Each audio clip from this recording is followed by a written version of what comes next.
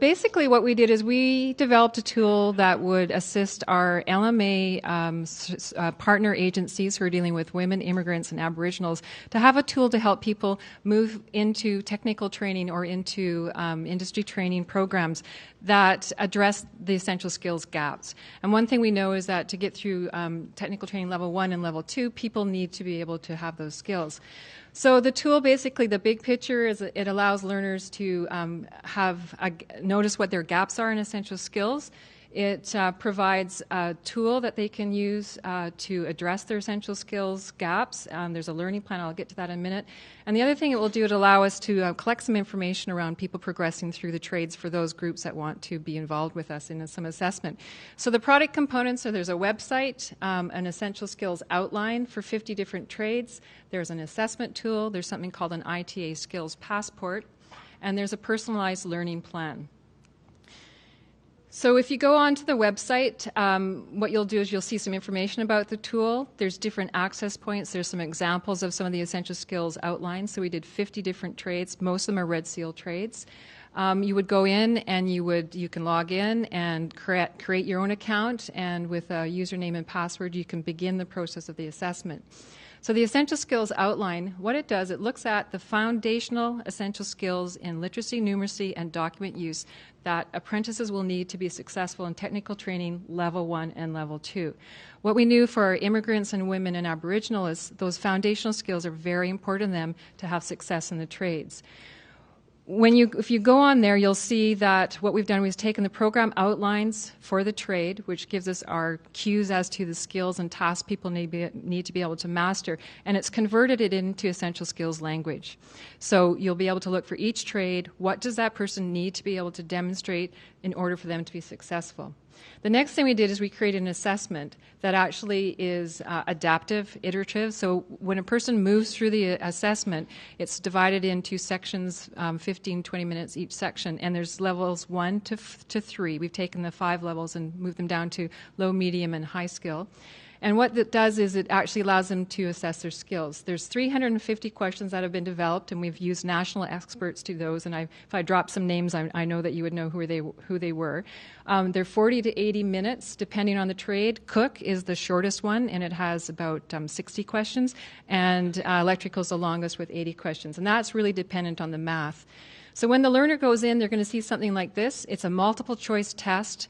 By September, we'll have it validated as to the appropriate level, whether it's level 1, level 2, or level 3. But they'll go through and they'll have questions like this. We've identified 11 foundational math competencies, and that's where the biggest difference is in the test is whether or not people need to have those. The next thing it does, it presents the results to the learner.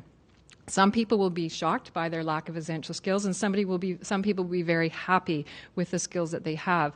One thing we need to remember is some of the essential skills are not taught past elementary school, believe it or not. Some of the foundational math are not taught, so it's really important with our clients to make sure that they have the math skills.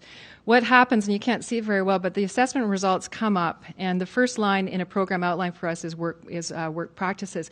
They'll get a green check or a red X, which isn't very friendly, so we might think of changing that.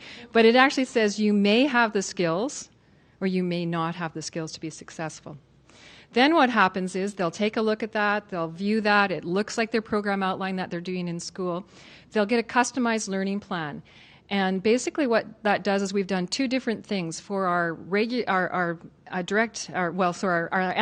users, we've purchased Play-Doh and customized Play-Doh. Some of you might be familiar with that. Otherwise, we've actually gone out into the web and found links to resources. So what people will do is they didn't master Foundation Math Level 4 or, say, one of the Foundation for Math. We actually will have links for them to go out into the website, out into the world, and have lessons that will help them with that. Or if they have document use issues, we've got lessons and activities that they'll be able to do that. I'm not sure what's going to happen there. Oh, I was going to do a demonstration, but I couldn't in the end.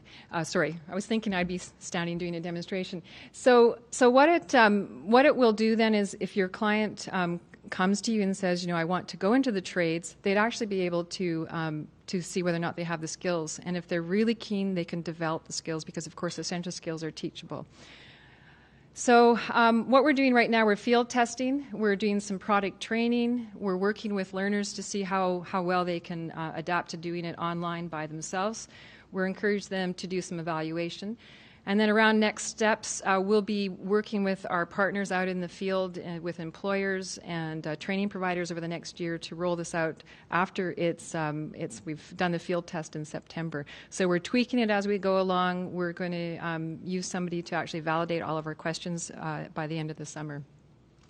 So if you're familiar with LMA, that's Labour Market Agreement participants, we'll continue to refine the Plato too, and we've got some really great feedback on that, especially around our Aboriginal learners. It's very interactive, has lots of audio in it.